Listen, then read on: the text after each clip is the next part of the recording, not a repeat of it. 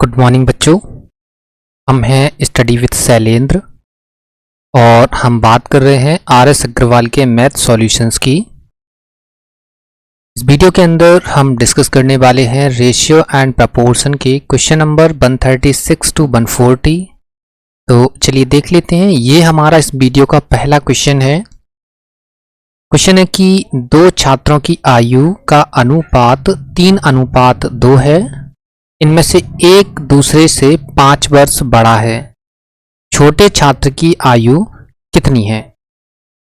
चलिए देख लेते हैं क्या है इसमें कि दो छात्र हैं। ये हमने देखो लिखा कि ये पहला छात्र हो गया हमारा और ये दूसरा छात्र हो गया।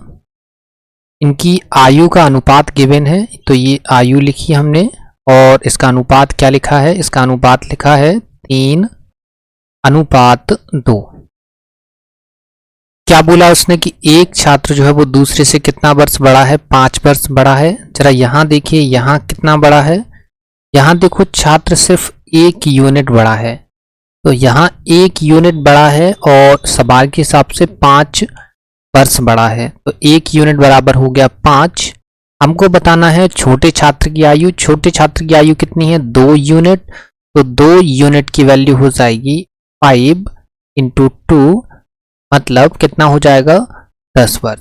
छोटे छात्र की आयु कितनी हो जाएगी बच्चा? छोटे छात्र की आयु हो जाएगी 10 वर्ष। क्लियर है? समझ आ गया होगा। तो फिर देखते हैं हम नेक्स्ट क्वेश्चन। देखिए बच्चा, क्वेश्चन नंबर 137 हमारे सामने है। क्या है 137? पढ़ लेते हैं। दो संख्याएं 3:4 के अनुपात में हैं। उनके लघुत्तम समापवर्तक तथा महत्तम समापवर्तक का गुणनफल 2028 है। इन संख्याओं का योगफल कितना है? क्लियर है? क्या बताना है हमको? इन संख्याओं का योगफल कितना है? चलिए देख लेते हैं क्या है। इसमें दो संख्याएं हैं, तो ये हमने पहली संख्या लिखी और क्या लिखा? ये हमने दूसरी संख्या लिखी। इनका अनुपात क्या है? 3:4 है। आपको बताया था कि जब भी ऐसी सिचुएशन आती है जहां पर गुणनफल की बात हो या भाग देने की बात हो, तो उस कंडीशन में हम क्या करते हैं? इस रेशियो को हटा लेते हैं ताकि हमारे कैलकुलेशन में कोई भी प्रॉब्लम क्रिएट ना हो। तो इसको हम 3x मान लेते हैं। तो पहली संख्या हमारी 3x हो गई है और दूसरी संख्या हमारी 4x हो गई है। क्लियर? ये तो हमने पहली संख्या दूसरी संख्या मान ली। अब बच्चे एक फॉर्मूला आपको याद रखना होगा जो कि हम एलसीएम एचसीएफ में यूज करते हैं, जो कि यहाँ पर भी यूज होगा। फॉर्मूला क्या है कि पहली संख्या गुणा दूसरी संख्या बराबर एलसीएम इनटू एचसीएफ। ये फॉर्मूला है बच्चा। ये फॉर्मूला आपको याद रखना होगा अगर इस सवाल को आप लगाना चाहते हैं तो। ठीक है बच्चा? क्या है? पहली संख्या गुणा दूसरी संख्या बराबर एलसीएम गुणा एचसीएफ। ये फॉर्मूला आपको याद रखना होगा। इसी फॉर्मूले से ये सवाल लगने वाला है। हालांकि ये फॉर्मूला जो है वो एलसीएम एचसीएफ का फॉर्मूला है, लेकिन ये क्या है, रेशियो एंड प्रपोर्शन में काफ़ी सारे क्वेश्चन जो है वो अलग अलग चैप्टर से भी डाल दिए हैं। जैसे कि अभी जस्ट प्रीवियस वीडियो में हमने डिस्कस किया था, एक क्वेश्चन था जो कि इस पे टाइम एंड डिस्टेंस का था, लेकिन रेशियो प्रपोर्शन में था, हमने इसको सॉल्व किया था। सिमिलर ये क्वेश्चन भी एलसीएम एचसीएफ का है, तो यहाँ पर आ गया है, तो यहाँ पर हम सॉल्व कर लेते हैं। तो हमने क्या माना कि पहली संख्या 3x मान ली, दूसरी संख्या 4x मान ली। तो इस हिसाब से अगर इस फॉर्मूले को देखें तो क्या होता है? पहली संख्या मतलब 3x गुणा दूसरी संख्या मतलब 4x बराबर एलसीएम एचसीएफ। तो एलसीएम और एचसीएफ का गुणनफल ऑलरेडी गिवन है हमारे पास। एलसीएम एचसीएफ नहीं गिवन है, एलसीएम और एचसीएफ का गुणनफल ऑलरेडी गिवन है। कितना? 2028। तो हमने ये 2028 रख दिया। अब देखिए बच्चे, इसको काट देते हैं। तो 3 से काटेंगे, ये कितनी बार? 3 6 18 बचा 2 एंड 3 7 और 3 6। 4 से इसको काट देंगे तो 4 से कितनी बार? 4 बन जा 4 एंड 2 तो 6 3 9। ठीक है? तो ये देखो x x हो जाएगा x² equal to 169। x² equal to बच्चा 169 आ गया है। तो x इक्वल टू आ जाएगा आपका कितना? 13। x इक्वल टू बच्चे कितना आ गया? x इक्वल टू आ गया है आपका 13। अब देखिए हमको क्या बताना है, इन संख्याओं का योगफल बताना है। तो इन संख्याओं का योगफल कितना होगा, संख्याओं का योगफल हमको बताना है। क्या बताना है, संख्याओं का योगफल, संख्याओं का योगफल। तो संख्याओं का योगफल क्या होगा, तो देखिए पहली संख्या 3x है, दूसरी संख्या 4x है, 4 और 3 7x, तो 7x इक्वल टू क्या हो जाएगा बच्चा, 7 into 13, so 91 is the right answer. Clear है, 91 is the right answer. Clear है, समझ आ गया होगा। देखो दोबारा देख लो, ये सवाल अगर आपको लगाना है तो इस सवाल के लिए आपको ये फॉर्मूला आना चाहिए, नहीं आता है तो आप याद कर लीजिए, लिख लीजिए इसको कहीं पर भी, ठीक है। जहां पर जिस चीज की जरूरत होती है हम उस सवाल में उस चीज को बता देते हैं आपको। ये संख्या 3:4 के अनुपात में थी। जब भी गुणनफल की बात आती है तो हमने बताया था आपको, अपने प्रीवियस वीडियोस में बताया हुआ है कि जब भी गुणनफल की बात आए तो इस रेशियो को हटाकर रेशियो को हटा दीजिए, और जब रेशियो हटाते हैं तो क्या करते हैं हम, इसके जो रेशियो लिखे होते हैं उनकी मल्टीप्लाई में क्या कोई ना कोई वेरिएबल ले लेते हैं। तो हमने यहाँ पे x ले लिया, तो 3x और 4x ये दो संख्याएं हो गई। इनका फिर ये फॉर्मूला लगाएंगे तो क्या, पहली संख्या गुणा दूसरी संख्या बराबर एलसीएम गुणा एचसीएफ। एलसीएम और एचसीएफ का गुणनफल ऑलरेडी गिवन था 2028, हमने डायरेक्ट रख दिया। तो x इक्वल टू कितना आया, 13। संख्याओं का योगफल बताना था, एक संख्या 3x है, दूसरी 4x है, तो 7x बराबर हो गया 91। क्लियर है, सो 91 इज द राइट आंसर। उम्मीद करते हैं क्वेश्चन समझ में आ गया होगा। तो फिर देखते हैं हम नेक्स्ट क्वेश्चन। क्वेश्चन नंबर 138 हमारे सामने है। क्या है 138 में कि यदि a बराबर b का 4/5 तथा b बराबर c का 5/2 हो तो a अनुपात c हमको बताना है। देखिए बच्चे, इस टाइप के क्वेश्चन काफी सारे सॉल्व कर चुके हैं हम। क्या है कि इसमें देखो दो केस आपके पास गिवन है। ये पहला केस हो गया आपको, ये आपका क्या दूसरा केस हो गया, ये आपका दूसरा केस हो गया, सेकंड केस हो गया। तो देखो यहां पर हम पहला केस सॉल्व करते हैं, यहां पर हम दूसरा केस सॉल्व करते हैं। पहला केस क्या है बच्चा कि a इक्वल टू क्या है, b का की जगह मल्टीप्लाई लगा देंगे, कितना 4/5। अब देखिए दूसरा केस क्या है कि b का कितना, b बराबर c का 5/2। तो यहां देखिए a/b कितना हो गया बच्चा, a/b हो गया 4/5, b/c कितना हो गया, b/c हो गया 5/2। इसको कैसे लिख सकते हैं, इसको लिख सकते हैं a अनुपात b बराबर 4:5। इसको क्या लिख सकते हैं, b अनुपात c, यहाँ पे 5:2। तो इससे हम क्या फाइंड कर सकते हैं, a अनुपात b अनुपात c हम फाइंड कर सकते हैं। जब भी a अनुपात b अनुपात c ऐसी वाली सिचुएशन बन रही हो तब a अनुपात b अनुपात c कैसे फाइंड करते हैं, मालूम होगा आपको कि क्या हम कॉमन वाला पोर्शन देखते हैं। कॉमन पोर्शन आपको यहाँ ये नजर आ रहा है, तो कॉमन पोर्शन की वैल्यू क्या होती है, सेम होनी चाहिए। यहाँ पर b है, यहाँ पर b है, तो दोनों जगह b की वैल्यू सेम है, तो कोई दिक्कत ही नहीं है। तो a की वैल्यू 4 हो गई, कॉमन पोर्शन की वैल्यू 5 है और c की वैल्यू 2 हो गई।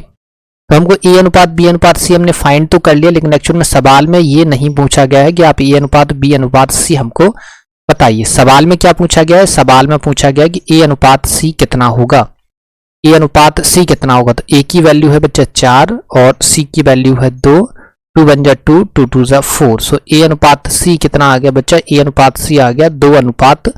a अनुपात c कितना आ गया बच्चा, a अनुपात c आ गया 2:1। क्लियर है, 2:1 जो है वो हमारा आंसर हो गया है। काफी आसान सा सवाल है ये, तो इसको दोबारा बताने की जरूरत है नहीं। तो फिर देखते हैं हम नेक्स्ट क्वेश्चन। क्वेश्चन नंबर 139 हमारे सामने है। क्वेश्चन नंबर 139 क्या है कि संख्याएं 6, 7, 15, 17 में से प्रत्येक में कम से कम क्या जोड़ें कि परिणामी संख्याएं समानुपाती हो जाएं।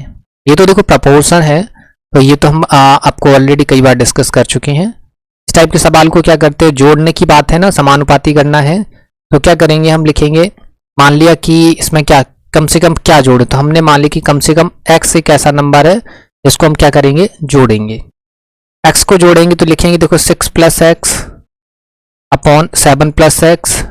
समानुपाती करना है मतलब बराबर करना है किसके, 15 + x के और 17 + x के। क्लियर है, ये तो आपको समझ में आ गया होगा क्योंकि प्रपोर्शन को लेकर हमने काफी सारे क्वेश्चन ऑलरेडी डिस्कस कर चुके हैं, तो यहाँ पर हम ज्यादा टाइम वेस्ट नहीं करेंगे। क्लियर है। क्या करेंगे अब हम क्रॉस मल्टीप्लाई करेंगे, क्रॉस मल्टीप्लाई करेंगे तो 6 प्लस एक्स और 17 plus X equal to 7 plus X और 15 प्लस एक्स। देखिए बच्चे इस टाइप के क्वेश्चन को ना ऑप्शन से भी हम सॉल्व कर सकते हैं। ऑप्शन से कैसे सॉल्व करेंगे कि ऑप्शन x की वैल्यू पुट करेंगे और जब ये दोनों पोर्शन जिस भी x की वैल्यू से बराबर हो जाएंगे वो आंसर हो जाता है। नहीं है तो आप ऐसे कर लीजिए, ये हो जाएगा 102 plus 6x plus 17x plus x square, ये हो जाएगा 15 सत्ते 105 plus 7x plus 15x plus x square, right. अब देखिए इसको साइड चेंज कर लीजिए, तो देखिए एक्स स्क्वायर से तो एक्स स्क्वायर ऑलरेडी कट ही गया। अब देखिए आप जो है ये हो जाएगा 102 प्लस 17 और 6 17 और 6 7 6 13 मतलब 23x इक्वल टू ये हो जाएगा 105 17 और 15 और 7 7 5 12 मतलब 22x, तो प्लस 22x। क्या करिए इसको इस साइड ले आइए और इसको इस साइड ले जाइए, तो 23x में से 22x जाएंगे बचेगा x और 105 में से 102 जाएंगे बचेगा 3। सो 3 क्या है, एक ऐसी संख्या है जिसको जोड़ देंगे, जोड़ने पर क्या हो जाएगी, ये जो चारों के चारों नंबर हैं वो क्या हो जाएंगे, समानुपाती हो जाएंगे। क्लियर है, कोई खास क्वेश्चन नहीं था इसलिए मैं जल्दी जल्दी कर दिया इसको, ठीक है। उम्मीद करते हैं ये क्वेश्चन समझ में आ गया होगा आपको। क्या था, कुछ नहीं था इस सवाल में। क्या था कि जो संख्याएं हैं ये 4 कुछ संख्याएं हैं, इनमें प्रत्येक में कम से कम क्या जोड़ना था, हमने मान लिया कम से कम x जोड़ देंगे तो ये संख्याएं जो है समानुपाती हो जाएंगी। समानुपाती की कंडीशन आपको मालूम होगी, नहीं मालूम तो रेशियो एंड प्रोपोर्शन के बेसिक कॉन्सेप्ट के 2 वीडियो डले हैं, उनको देखिए आपको समझ में आ जाएगा। और बाकी जो है हमने 139 तक यहाँ क्वेश्चन नंबर 139 जो है सॉल्व कर रहे हैं। इससे पहले की काफी सारे क्वेश्चन हैं जहाँ पर हम प्रोपोर्शन की कंडीशन पर काफी डिस्कशन कर चुके हैं। क्लियर, तो आप उनको भी जाके देखिए। तो ये हमने सॉल्व किया, तो x माना तो हमने ये प्रोपोर्शन की कंडीशन के अकॉर्डिंग इसमें 6 plus x 7 plus x 15 plus x and 17 plus x कर दिया, क्रॉस मल्टीप्लाई किया and finally got the result कितना आया, x इक्वल टू 3। क्लियर है, चलिए तो फिर देखते हैं हम नेक्स्ट क्वेश्चन। क्वेश्चन नंबर 140 हमारे सामने है। क्वेश्चन नंबर 140 क्या है वो हम देख लेते हैं। क्या है सवाल कि 3 पात्रों के आयतन का अनुपात 3 4 5 है, इन्हें दूध और पानी के मिश्रणों से भरा जाता है। 3 पात्रों के भरे मिश्रणों में दूध और पानी का अनुपात 4:1 3:1 5:2 है। 3 पात्रों के मिश्रणों को एक चौथे पात्र में डाल दिया जाता है। चौथे पात्र में दूध और पानी का अनुपात कितना होगा, ये हमको बताना है। क्लियर है, चलिए तो देख लेते हैं बच्चा। अब देखिए बच्चे क्या है कि इसमें देखो 3 पात्र हैं, ये इसमें दूध और पानी है। तीनों पात्रों में 3 पात्रों में दूध और पानी है। ये पहला पात्र हो गया, ये दूसरा पात्र हो गया और ये तीसरा पात्र हो गया। अब देखिए बच्चे आपको ध्यान क्या देना है कि पहले तो हम ये लिख लेते हैं फिर बताते हैं कि 4:1 ये पहले पात्र का दूध और पानी का अनुपात हो गया। दूसरा 3:1 ये दूध और पानी का अनुपात हो गया और ये 5:2 ये भी दूध और पानी का अनुपात हो गया।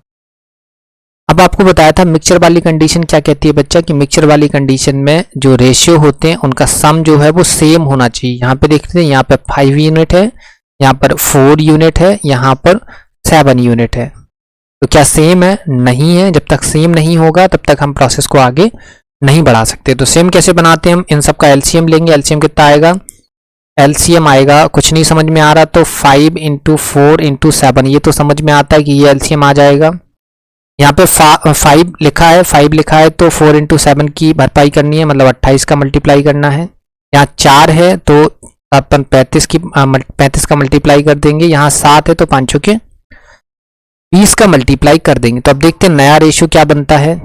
28 × 4 कर देते हैं तो 28 × 4 करने पे क्या आ जाएगा, 4 दूनी 8 और 4 8 32 मतलब 112। यहाँ देखते हैं दूध अनुपात पानी कितना हो गया, 112:28। ये कितना हो गया देखो, ये हो गया आपका 820 और 20 40, 140 हो गया ये। ये 140 हो गया। देखते हैं दूसरा भी क्या हो रहा है। 35 थी 105 और 35 से कम 35, ये भी 140 हो गया, कोई दिक्कत ही नहीं है।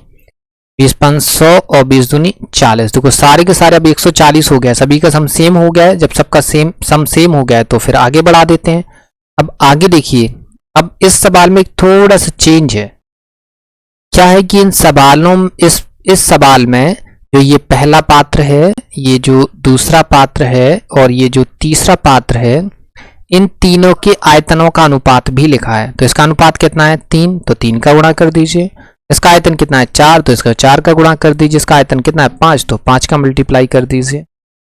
अब मल्टीप्लाई करने पर नया आपको रेशियो मिलेगा, ठीक है। अब नया रेशियो क्या होगा, नया रेशियो देख लेते हैं। नया रेशियो क्या होगा, यहां देखते हैं, दूध अनुपात पानी। नया अनुपात कितना होगा 336 अनुपात कितना 84। ये कितना होगा 420 अनुपात 140। 500 अनुपात 200। अब मिलाएंगे हम इसको, क्या ये आ गया है, तो इसको देखो, इसके सारी वैल्यू जो है मैं यहां पर लिख देते हैं। दूध और पानी का फाइनल मिक्सचर में रेशियो क्या बन रहा है। अब हम इसको सॉल्व करेंगे तो क्या करेंगे, सभी को जोड़ देंगे। तो सबको जोड़ने पे क्या आएगा 6 3 2 5 और 7 5 4 9 3 12 1256। पानी कितना हो गया 4 8 4 12 और 2 1 3 1 4 424 को काट देंगे। तो इसको काट देंगे, इसको काट दीजिए आप। तो कितने से काट दें हम इसको, 4 से काट देते हैं। 4 थी 12, 4 एकम 4, 4 चौके 16। 4 से इसको काट देते हैं, 4 से 106, राइट। फिर इसको किससे काट देते हैं, फिर इसको 4 से काट देते हैं। 4 से नहीं काटते हैं, इसको किससे काटते हैं, इसको 2 से काट देते हैं ना। 2 से काटेंगे तो 2 एकम 2 बचा, 2 पंचे 10, 2 सत्ते 14। तो 2 से काट दीजिए कितनी बार 53 बार। तो 157 अनुपात 53 इस सवाल का क्या है आंसर है। यहां नहीं दिख रहा होगा तो यहां लिख देते हैं आंसर कितना है 157 अनुपात 53। 157 अनुपात 53 क्या है इस सवाल का आंसर है। क्लियर है। देखो ये थोड़ा सा टफ सवाल है, बिल्कुल इतना बिल्कुल आसान सवाल नहीं है। इस सवाल के लिए हम बिल्कुल नहीं बोलेंगे कि ये सवाल आसान है, क्योंकि पहली बात तो ये कैलकुलेटिव है। कैलकुलेटिव क्योंकि इसमें जो है 3 बार आपको कैलकुलेशन करनी पड़ रही है, ठीक है। और जो है कैलकुलेशन भी इतनी आसान नहीं है, छोटी कैलकुलेशन भी नहीं है कि आप इजीली इसको सॉल्व कर पाएं कैलकुलेशन को। तो देखिए दोबारा से समझ लीजिए क्या है कि ये पात्र दिए थे, सब लिख लिए थे हमने। ये पात्र दूध और पानी का अनुपात लिखा था तीनों पात्रों का, ये हमने लिखा यहाँ पे 4:1, 3:1, 5:2। अब मिक्सचर वाली कंडीशन क्या कहती है कि मिक्सचर वाली कंडीशन तब आगे अप्लाई होती है जब क्या होता है कि जो रेशियो लिखे हैं, रेशियो जैसे ये 4:1 है, 3:1 है, 5:2 है, इनका जो सम निकलेगा, जैसे इसका सम 5 है, इसका सम 4 है, इसका सम 7 है, लेकिन ये देखो सम अलग अलग है। लेकिन मिक्सचर वाली कॉन्सेप्ट में क्या होता है कि इन तीनों की 3 हो 4 हो 5 हो कितने भी पात्र हो, इन सभी पात्रों में जो यूनिट का जो सम है वो सेम होना चाहिए।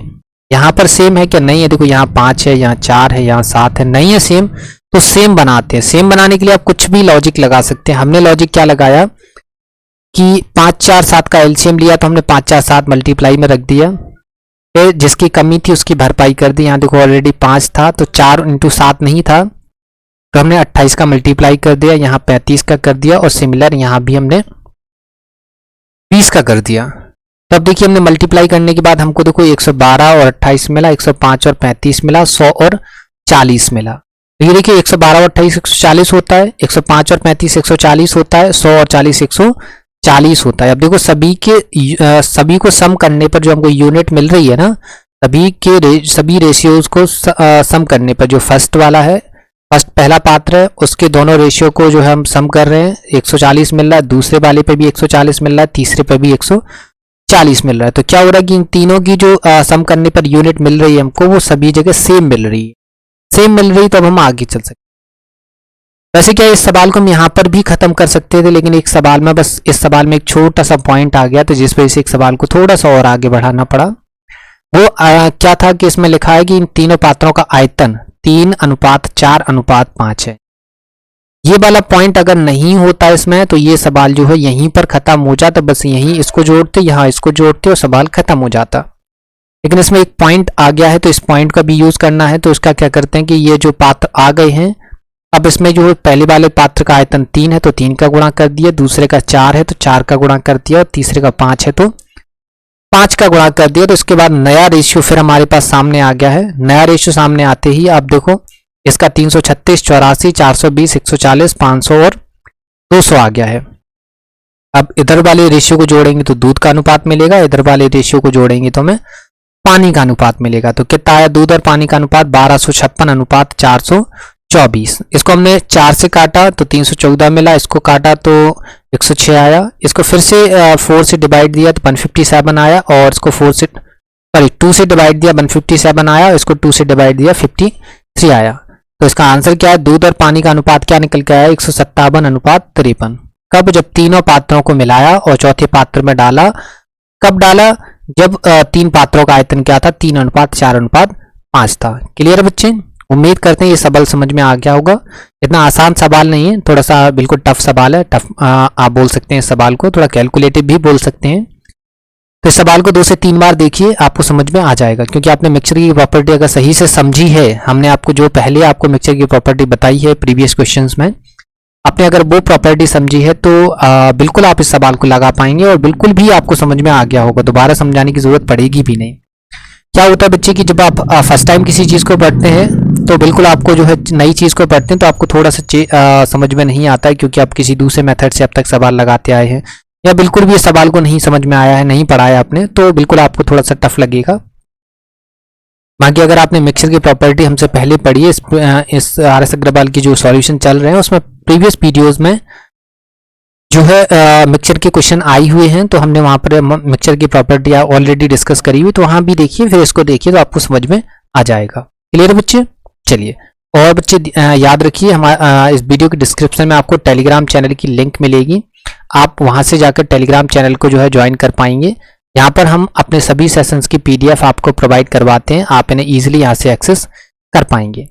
और बच्चे बिल्कुल याद रखिए कि आपको वीडियो पसंद आता है तो वीडियो को लाइक जरूर करिए, वीडियो को शेयर करिए और चैनल को सब्सक्राइब करना नहीं भूलिए। क्लियर है बच्चे?